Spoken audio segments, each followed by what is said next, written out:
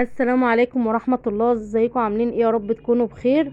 النهاردة بقى فيديو جديد، والنهاردة هنعمل أكلة جميلة جدا. يا رب ان شاء الله بإذن الله تجربوها، وبإذن الله تعجبكم بطريقتي بإذن الله. هنعمل أكلة كده من بتاعة زمان، بتاعة أمهاتنا كلنا. كنا بنحب كلنا الأكلة ديت وبنتلم عليها كلنا، أكلة جميلة جدا. هنعمل النهاردة صينية سمك بالصلصة. أكلة جميلة جدا، وأكلة شتوية كمان بتدفي في الجو الساقعة، وجميلة قوي. عايزين بقى النهاردة هنعمل بقى ايه يا امل؟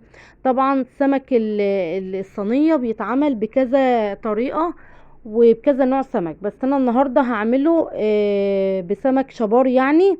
طبعا احنا كضميطة بنقول شبار، بتوع القاهرة واسكندرية بيقولوا بلطي. فمعايا هنا بقى ايه، طبعا انا جبت السمك بتاعي وغسلته كويس قوي ونضفته وخليته زي الفل، وكمان نقعته في ميه وليمون كده جنبي. وبدات ان انا اعمل في الصينيه بتاعتي. جبت بصلتين متوسطين زي ما حضراتكم شفتوا كده، وبشرتهم. والصينيه اللي هشتغل فيها، اللي هعمل فيها الاكل بتاعي او السمك بتاعي، هو يعني هي الصينيه اللي انا ايه هقلي فيها وهعمل فيها كل حاجه.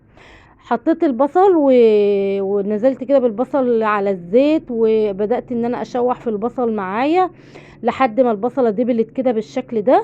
وهنزل عليها بمعلقة من الثوم المفروم. يعني بعد ما البصلة تدبل كده معايا بالشكل ده كده، هنزل بمعلقة من الثوم المفروم، وهبتدي برضو ان انا اشوح كده في البصل والثوم مع بعضه. بس طبعا راعي ان الثوم ما يتحرقش منك. يعني عشان كده ما نزلتش بيه في الاول، نزلت بيه بعد ما البصله تكون دبلت شويه، علشان هاخد كمان التوم مع البصله تقليبتين كده. وهبتدي ان انا انزل بالبهارات بتاعتي زي ما حضراتكم هتشوفوا كده دلوقتي.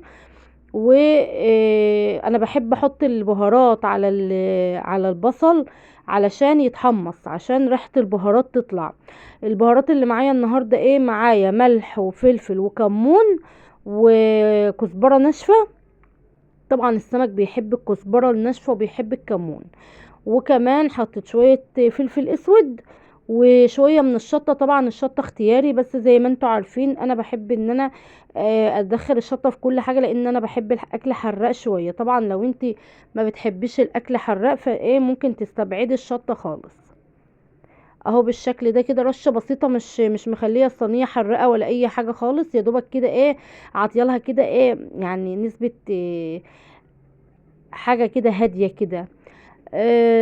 وبعد بقى ما البهارات بتاعتي اتشوحت كويس قوي مع البصلة، نزلت بالطماطم المعصورة بتاعتي. معايا دورق كامل من الطماطم المعصورة، علشان الأكلة دي لما يكون الصلصة كده فيها حلوة كده كتيرة شوية بتأكل كده وتبقى حلوة قوي.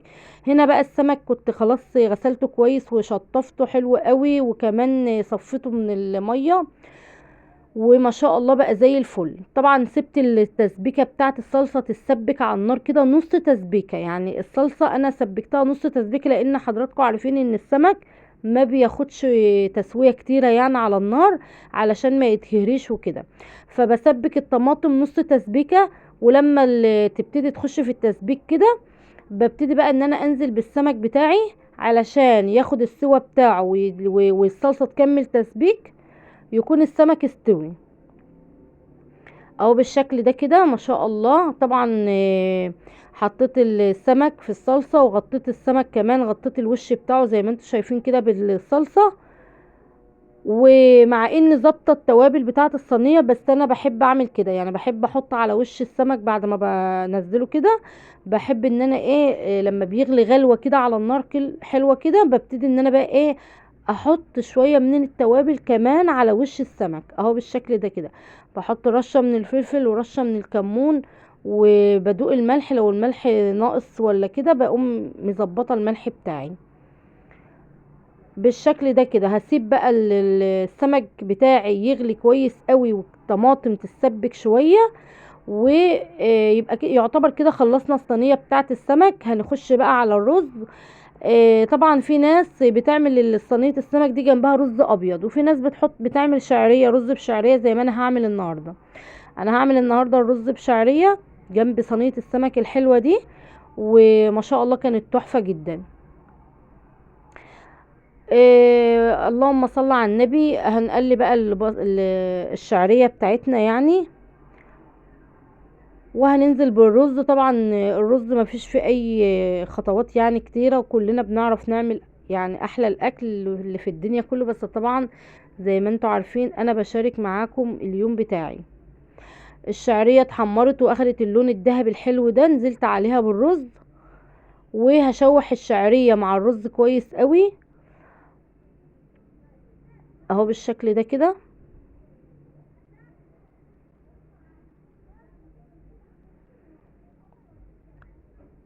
اهو تشويحة الرز مع في المادة الدهنية قبل ما ننزل بالمية بتدي كده فلفلة للرز، وبتدي طعم حلو قوي للرز، غير لما تحطي الرز وتنزلي بالمية على طول. لا، في فرق بصراحة. التكاية دي بتعمل فرق في الرز، في طعم الرز. ظبطت الملح بتاعي وخلاص كده، شوحت الرز كويس قوي مع الشعرية والملح. هنزل بقى بمعيار المية. انا ما بعملش المية يا جماعة الرز بمعيار، يعني انا بعمل عشوائي طول عمري، بعمل الرز بالنظر كده، والحمد لله بيطلع معايا مظبوط جدا. طبعا في ناس بتحب الرز مفلفل شوية، في ناس بتحبه ويكون طري شوية، هي دي اذواق.